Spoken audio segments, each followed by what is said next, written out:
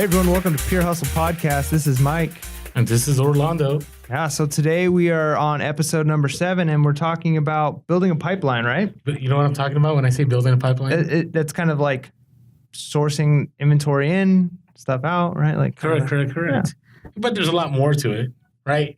And I think it's super key. Like, have you found yourself kind of building a pipeline? I feel like I'm constantly adding more things to my store. It's still small, right? Like I feel like I'm ready to start scaling up and start, setting some goals on how big I want my store to be and how to get these items in, how many items a week. At this point, it's kind of just been on my free time, right? This is still a little bit of a side hustle for me and I'm ready to kind of take it to the next level. But store is growing. Every week there's more items in there than there were the week before. Do you find you're like focusing on only certain items, or you're kind of like, hey, whatever I find? I definitely have like my 4 or 5 categories that I do best in. I've done pretty well with like shoes. I've done okay with some clothing. Electronics I've done okay with. But I don't know if I've necessarily found like my niche yet, Okay, so do you think it's best to have a niche, or do you think it's best to just be all over the place? Because there's different kind of schools of thought on this. That's a tough one because I feel like there's a lot of money. I feel like when I go out garage selling or thrift storing, I'm leaving a lot of money on the table. Thrift storing, is that like a word? Garage selling. When I go to garage sales and thrift stores. I'm just, maybe we'll just add it to the lexicon. Sure. It's all good. Thrift storing. So when I'm out thrift storing, it's a verb now.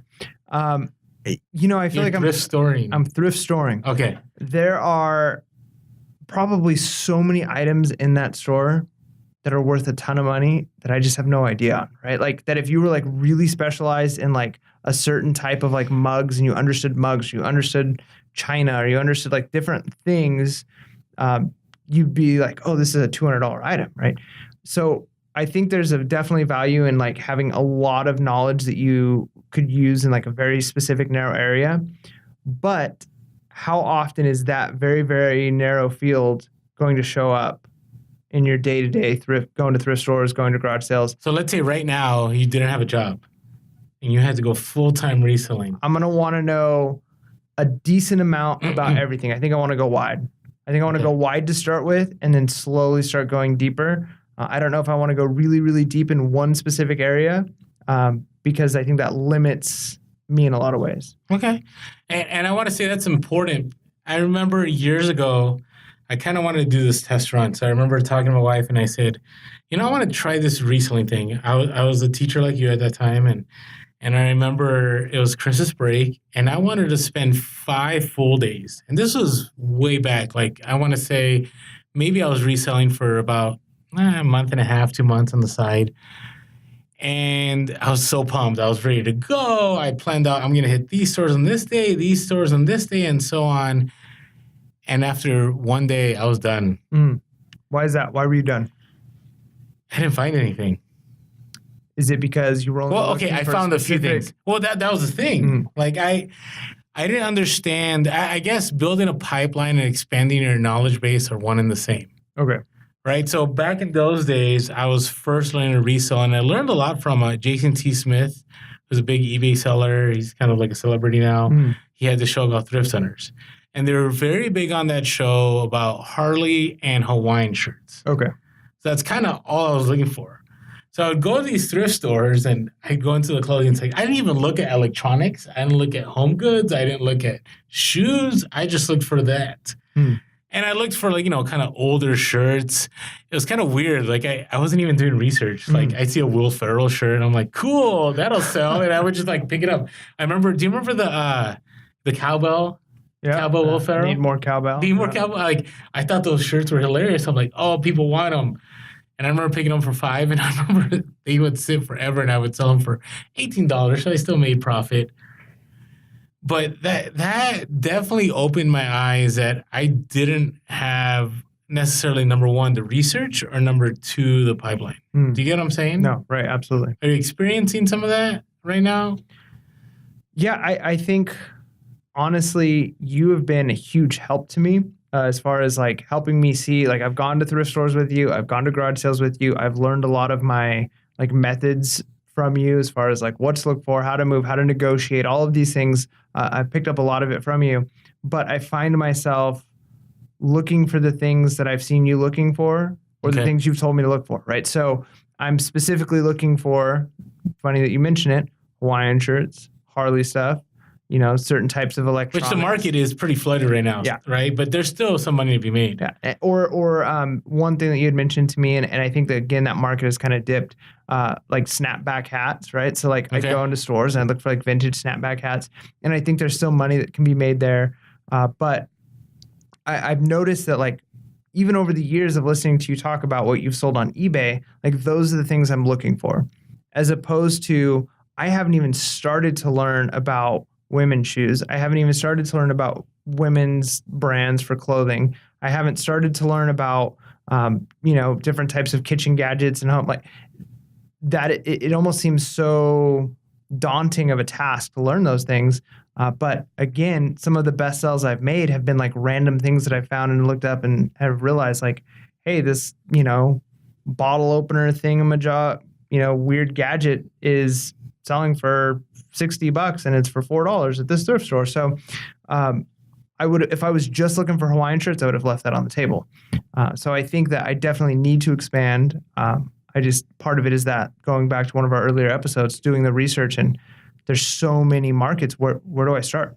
No, I get it. And, this is kind of interesting that we're talking about this because, a lot of people think about building a pipeline is about having a ton of items, and we'll talk about that in a few minutes. But the other part is having items that will sell at different times, right? So, to give you an example, like these last few days, I was hitting the Nike stores, right? Because there's this friends and family discount that was being given.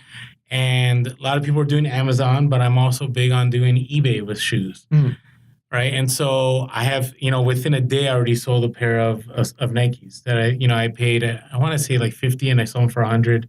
ROI is not that big when you're doing like retail arbitrage for eBay, but it sold quick. I still was making my money back, right? But if I look at my solds, over the last few days, it's like all over the place, right? I could go from a Hawaiian shirt to a pair of hiking boots, to new Nike shoes, to a Pokemon plush. I'm actually looking right now as we're talking. There's these shoes that I sold, these dress shoes. Brand was Sandro Moscolini. I don't even know why I picked them up. I remember when they sold. They had like a cool Italian name, so they sounded expensive. They did. I think when I looked at comps, it was expensive. But I remember it sold, and I'm like, what? What is this? Or Babolat tennis shoes, like. Right? I mean, these were like some interesting, baseball jerseys. There's a Rain Spooner shirt. I mean, there's some sandals. I mean, it's like all over the place. But building that pipeline was huge in the sense that, there's certain times of the year, like for instance, Christmas, right? Christmas does sell year round. But if you're only focusing on Christmas, you're going to be hurting when it's like January, February, and March. And maybe some people and maybe some people disagree and go, Orlando, I sell a ton of Christmas in January, but that hasn't been my experience. Usually I sell a lot of Christmas in August. I think people are just kidding. Is that weird? Well, I mean, I don't know. It sounds weird, but I think people are like prepping their homes already, like planning it out. So that's one thing I encourage. So how far do you think you've expanded? If you were to say, hey, these are my categories, what would you say? Over the last couple months, quite a bit. I think I started with just very specific electronics, like 2 brands of shoes, maybe 1 or 2 brands of clothing. And I've been keeping like a list of like Bolo type brands and items. I feel like knowledge base is the potential is so huge that I'm only a drop in the bucket, but I probably know 100 times more today than I knew a month ago, right? Okay. That doesn't mean that I'm going to be making 100 times more all the time, but I definitely have scanned enough things, have looked up enough stuff that I will never have to look up another, whatever brand it is again, because as soon as I see that brand, I can go, nope. Whereas it doesn't hurt like a year or two to look at it again. Yeah, that market might have changed. Yeah. But at least for now, even going to thrift stores, there's new stuff all the time. But I've noticed that sometimes it's some of the same stuff that's there, and I've already spent the 45 minutes going through item by item. So I go back and I'm saving time because I've built in my mind now. I know I've scanned these items, I've looked at these items, I know this brand, it's not going to sell, not going to sell, not going to sell. Hey, and I think that's just as important as knowing what does sell as knowing what doesn't sell, is because then that's saving you time. No, I 100% agree. And so I kind of want to address building a pipeline is like make sure you have different items in your store, right? I still have Hawaiian shirts from year one that randomly sell for me. And, a lot of people say donate it. A lot of people say, cut prices. There's a YouTuber out there who's awesome. He's incredible. But he's very big on like if stuff doesn't sell at a certain price after 15, we drop the price. After 30, we drop it again. If after 45, then we got to figure out what we're going to do. So, and that's one, you can either talk about the fast nickel or the slow dime. I think it was the fast dime and slow nickel. No, I think you got it right the first time. Okay, just checking. So it depends what you're comfortable with, but I will say it's kind of nice because, with like, let's say Harley shirts, I still have a ton of Harley items and I'll still pick them up, but it's very rare. Like I would say I sell a Harley item maybe once or twice a month. Okay. Right. But at the same time, I'll sell another brand multiple times. Right. At one time, I remember Merrell shoes were doing super well. Like I'd pick them up all the time and I still do because they still do sell. But it's just not the same. Now, how do you keep on track of these trends? Is it just a matter of you have enough items in your store that when the trend hits again, like you've got the items there and they sell and you're still picking them up constantly? Well, yeah, that's the pipeline. Okay. Like or you're ready. Are you doing some research as it's going to kind of figure out what's hot and what you should be adding to that pipeline? Yeah, well, I'm definitely doing the research. And the way I do the research is if there are things that I know will sell and they'll sit, I'll still buy them if the ROI is right. Right? So I'm willing to buy, like Harley back in the day, like Harley t-shirts. I remember Goodwill used to sell them for like $5. Now it's like $7 or $8. California prices. Yeah, they've caught on. And all of you paying $3 for a shirt, I don't even remember ever paying that much. Yeah, no, it's crazy. Sometimes, I've been following some other, YouTubers and podcasters doing eBay stuff. And I'm a little jealous of the prices they're getting at Isn't that crazy? Stores. Yeah, for sure. Like, I wonder what people think when we post things on Instagram. They're like, what, you paid that much? Like, today I bought a Harley vest for $20. I know I'll sell it for $100, but $20? Like, that's pretty wild. A lot of the thrift stores around here, I feel like they mark up to eBay prices for at least certain brands, right? And they keep them in their little display cases, some of them. And, which I think good for them, right? Like there's the argument to be made, like this item is worth this much money, they should get it. But we talked about on a previous episode, this idea of, is there enough market that they can really realistically ask that much for that item in this local area? Or are they going to have to sell it online and do the work that we're doing to get that price? True. So, and again, going back to ROI, this is why I'll buy certain items that I know are hot. Like I'm okay if the ROI is maybe 40%, maybe 50%, because I know it'll sell fast.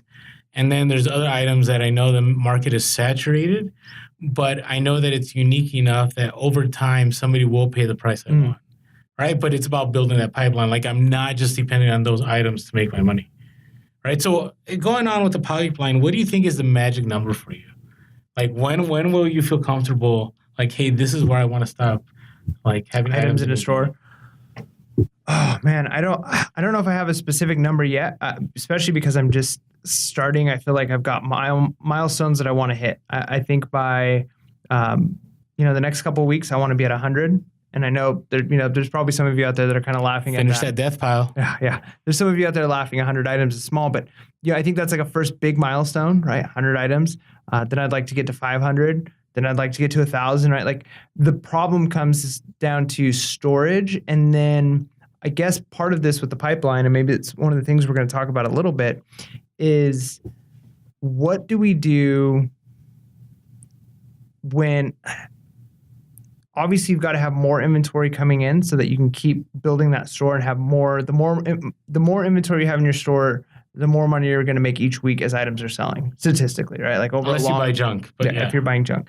So you've got to get items in. Like if you want to have a set number and say like, I want to make $1,000 a month. I want to make $2,000 a month profit. Whatever that number is that you kind of want to sustain, you've got to build the pipeline for that to sustain that amount. And of course, there's going to be up months and down months. But so I don't know what that number is yet. I know like a dollar amount that I'd be happy with to make each month. So kind of figuring out how many items do I need, and whether that's 1,000 or 2,000 or 10,000, I don't know.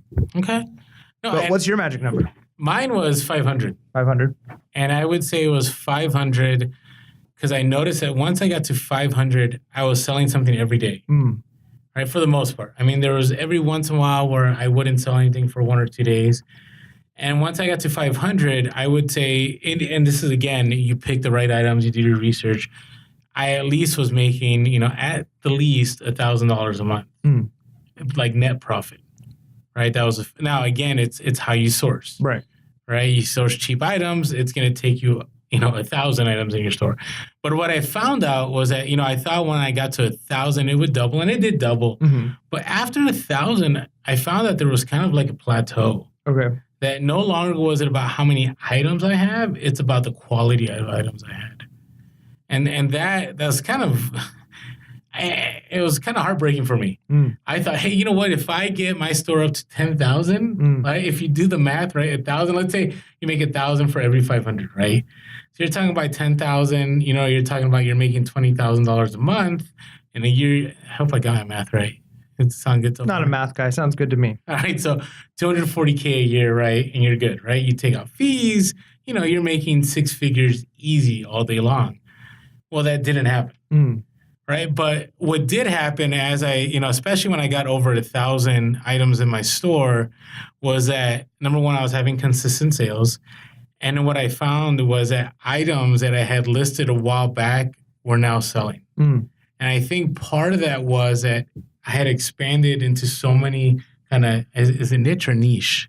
I don't know. I call it. I feel like people want to sound smart, so they go niche. Niche. But I always say niche. Yeah. I'm a niche kind of guy. Correct us if we're wrong, or don't. It's fine. All right. Well, anyways, I had so many niches. So, going from Nike shoes to I keep saying Harley items, to vintage electronics, to video games, to Hawaiian shirts, to sweaters, to jackets, to navy pea coats, to all these different items that I knew that as long as I kept putting items in the store that were a certain number ROI, I'd be okay.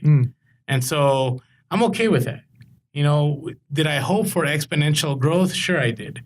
I think Amazon's more of the exponential growth game, but that's for another podcast. So what is that? So we've got a magic number for the pipeline, 500 gets you about a sale a day-ish, somewhere around there. So what's the magic number on the ROI then that you're looking at once you've got enough items in your store that you're getting diminishing returns on your increased pipeline? Wow. Okay. So by the way, I want to let you know, this is just my opinion, right? And there's others that share this opinion.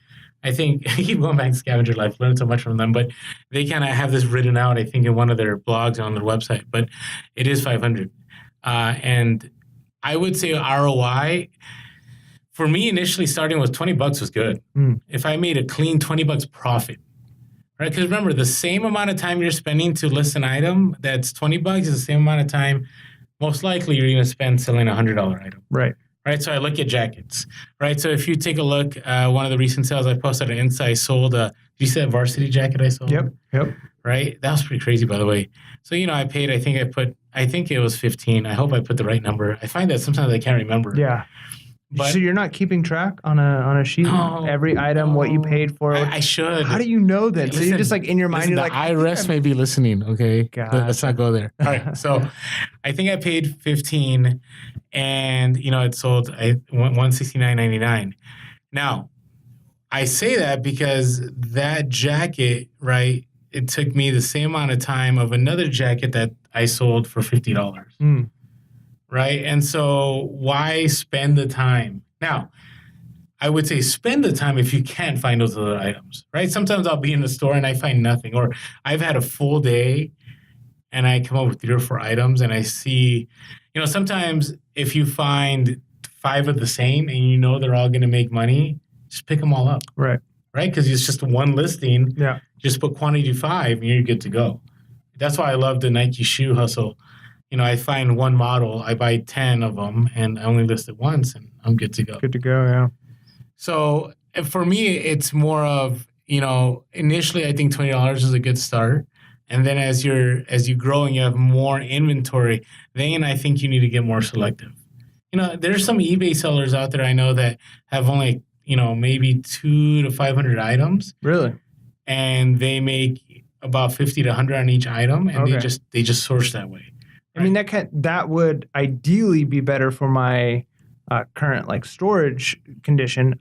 Those of you who are in other states and have, property and land and we probably spend for a 2-bedroom, condo or apartment here with like no storage more than, a mansion costs in most of the country. No, right? I know. It's ridiculous pricing. It's pretty here in crazy. San Diego. So having a small storage, capability, I do think you have to be wise about those items. Like it would be, again, if you're only making $5 each item, it's going to not feel as good going to the post office, packaging stuff, printing out a label. Think about all the work. Like you're back to minimum wage. Yeah. And I'm not, not trying to diss anybody that sells low dollar items. There are some people out there that sell a ton of low dollar items and they have a system down or they have employees and it's totally worth it. So I'm talking about like people like you, people like me. Like I do everything. Right. I source, I pack, I ship, I take pictures. Like I need and use my time effectively. Right. So I'm at a place now where my ROI is about $50. I can make now. You see me, like I break that rule. Like I'll pick up something that makes $30 or $20, but that's because I know it's a for sure sale. Like so, I'll still pick up the for sure sale. But a lot of times, I really want that $50 ROI. And how often, when you are at a garage sale or you're thrift shopping, say use that verb there, do you find that you're getting items with that high of an ROI? Because I'm at a place now where I feel pretty. I find those items where it's like, I'm going to make $100 on this. It's great. But more often than not, it's I can make $15. I can make $20. And I'd rather walk out of that store with 4 or 5 of those items than nothing, at least with what I have currently in my store. How often are you finding those big items? I would say it's not all the time. But see, I build a pipeline enough that my bread and butter items are still selling. Gotcha. Right. So, snapback hats, right? I still pick up hats, right? And not as often as I used to, but I have so many hats that, they'll still sell, or I'll still sell those shirts that only make me $20 profit. So they're there. But the goal is eventually, as I pick up a lot more of these higher ROI items, that then those become my bread and butter items, right? And then you just move up to a higher ROI. Now, how long, if that's the case though, if I guess I got 2 questions for you here. First one, how fast should somebody be trying to build this pipeline? Let's say you're starting with 0 in your store, you want to get to 500. Should this be like, is there like a daily goal, a weekly goal? Like you should expect to get 10 items a day, 10 items a week. Like what's your thought on that? For me, it's as fast as possible. You set up your goals. For me, even right now, as a full-time reseller, my goal is to list 10 items a day. Right? So, that means 10 items a day, that's 70 items a week, but I probably sell about the same, right? So I'm trying to keep the store moving, right? Ideally, and maybe if I hire an employee in the near future, I would like to list about 50 items a day. There's 2 reasons for that. Number one, the eBay algorithm, right? Which we'll talk about one day in a conspiracy episode, likes that. And number 2, the more product you have out there, the more eyes are on it. Right. And you're going to make more sales. Going back to that algorithm thing, I think it's working for me even in the sense of, and this could, again, just be coincidence, but on weekends when I have a chance to actually list some items, I'll list like 10 or 15 items and almost guaranteed immediately after listing or within a day, I've got 4 or 5 items selling that have been sitting and haven't gotten any offers and haven't, and it definitely seems like crazy? As soon as you start listing like things, out of nowhere, active, like, ching, ching, ching, ching, you're like, what is going on? Yep. No, I get that. It's almost so like weird. reverse gambling. I mean, I know eBay makes the money off of like they get their 10% sale, so they are incentivized to get you to list items because that's how they make money. But it's almost like they're saying the more money you make and are willing to make, the more money will help you make. Yeah, but there's so many, and again, I don't want this to be the focus. I really want to have a conspiracy. Like once we have enough of a following, I would love to do like a live stream. Yes, have people send in their right when we're talking about it. And one of them is that they initially, if you're a new seller, like they'll allow you to have all your items be seen by all buyers. And that if you've been in the game longer, that they throttle your listings based on what you're selling. So they want you to sell as much as possible in the beginning to hook you into eBay. Maybe that's why I had. I don't know if that's true. I've just heard that. It definitely could be. I feel like my first 2 weeks in eBay was like, just like I found a gold mine, right? Yeah, like, now you're hooked. Now I'm hooked, and now it's like the gold mine has turned into a silver mine. It's still money, but it's just not as big. But again, that could just be us veteran resellers just jealous of you're having a good time. Yeah, you're having a good month or a good week, whatever. Now, I want to address this, that the best time to build your pipeline is when things are slow. Okay. Like right now, I have found over the years, like summer could be miserable, except for unless you're Mike. Like if you're Mike, like your summer's awesome, you make a lot of sales. Making a ton of money. Okay, right? But even myself, I've had a few slow weeks. And I have just continued to source, continue to list, right? So what I've done is I've been able to list far more than I've been able to sell, knowing that once August and September come along and Q4 is around the corner, all those items are going to be ready to sell, right? So I'm taking advantage of that time. I'm building that pipeline. So I would say to you, Mike, right now that you have the spare time and, well, your sales aren't slow, but if they were, like now is the time to build it. How do you feel about that? I mean, I'm in. Like, I want to get to 100 as fast as possible. And then I think after 100, I mean, of course, every even number that's big after that 50, 150, 200, 250, like those are all going to be exciting. But I think 100 is like my first milestone. And then 500 is like, where I'm looking to be. So, okay. Now, I will throw a warning out there. Like, you have to make sure you're building a pipeline that works. Yeah. Right. Do your research. Do your research. It's kind of, I have a lot of respect for those ultra veteran resellers and YouTubers that they'll get these messages. And some of you maybe are thinking this, okay, so I'm not trying to diss anybody, but, they'll send this message like, hey, I have 50 items in my store and I haven't sold anything in a week. And in my mind, I'm going, well, of course. Like, think about it.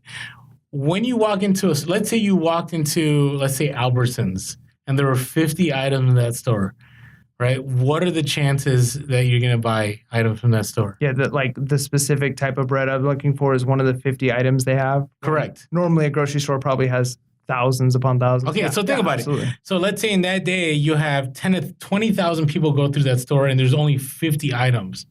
There's going to be a lot of people that are not going to buy those 50 items, right? If you walked into let's think of a store that still exists. Does Macy's still exist? Yeah, I think so. Okay. For now. If you go to Macy's and there's only 50 items in the store, a couple of things happen, right? You walk in, you're like, do I really want to be here? There's not much, right? Or you don't have that, you don't have that confidence. Now, that's if people visit your store. Most people don't visit your store. Yeah, they're just looking for items. They're just looking for items. But again, if you only have 50 items, what are the chances that you have the item they're looking for? Yeah, especially when you think of things like clothing, right? Like Macy's is a good idea or a good example. You walk into a Macy's, I'm looking specifically for a specific size, a specific brand, a specific color within that brand and size, right? So if that's what people are looking for, if they're looking for a Harley vest, like you've talked about, but they need it to be a certain size, and you've got one Harley vest, well, it's going to take a while to find that person looking for that size, that brand, that style.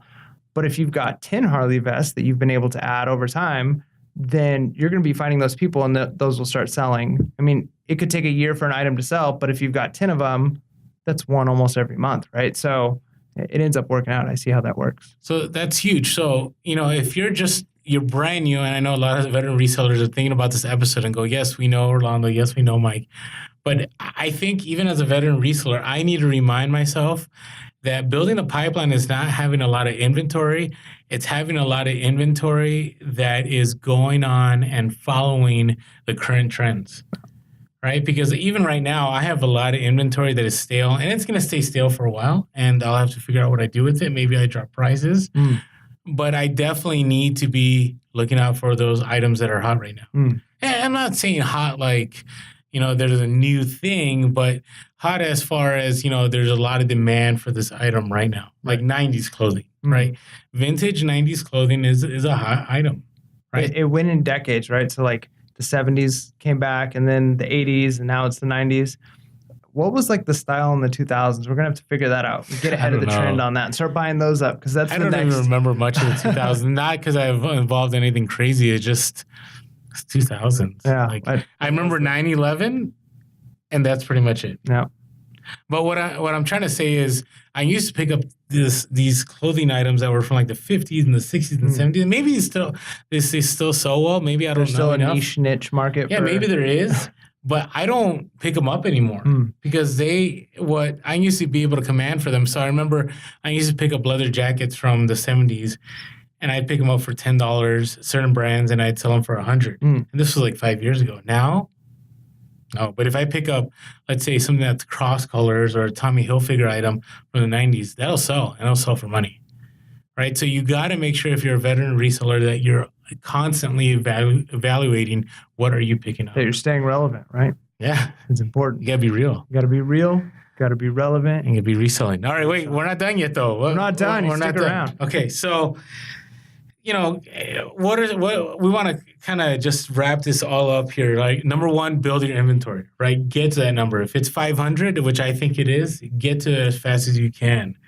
All right, but there isn't a magic number. Make sure you're not trying to be niche specific, right? But there are some people that it works for. Yep. Right? It hasn't been my experience, but there are others that just sell certain things, and they have that corner of the market. So what are some other things you picked up? I think all that information is good that we just talked about. What I would say, though, if you are, because again, some of these episodes, are more tailored to people who are newer, like I am, or just kind of getting started. But if you're a veteran reseller and you have experience specifically with like a plan of action, you've got a plan for getting as many items in your store as possible, the right types of items. What were your goals? Like, we'd love to hear it, right? Like, was it 10 definitely. items a day? Was it 20 items a day? Was it, did you find, was your system to shop 3 days a week and post 2 days a week? Like, what were your systems? Yeah, we haven't even talked about that, right? I would say don't be haphazard about your listing. Like, you stay committed, right? You set up that schedule and you go for it. One thing, again, I just want to make sure you are building that pipeline in the summer. Like, now is the time, right? People are out on the beach, they're at Disneyland, they're everywhere else but the thrift stores, and they're not going to the garage sales.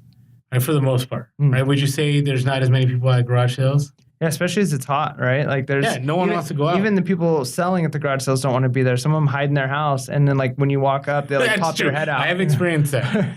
So I would say now is the time. So build that up, and then hopefully you'll see your investment take off in a couple months. Yeah, Christmas time, I'd love to have just money flooding in. Wouldn't we all? Wouldn't we all? All right. Hey, make sure to follow us on YouTube, Instagram, Twitter, everything. Yeah, and subscribe to us on YouTube. I think YouTube's kind of, we kind of got to build that up. Yeah, I think the more support we get from you guys, the more we're able to do for you guys, right? Like, the more people watching and listening, the easier it is for us to put this content out and make sure it gets seen by people. So, all right. So thanks so much for all of you that are following us. We'll be releasing this soon on Spotify, iTunes, Anchor, and other platforms. So make sure to be real, be relevant, be reselling. Peace.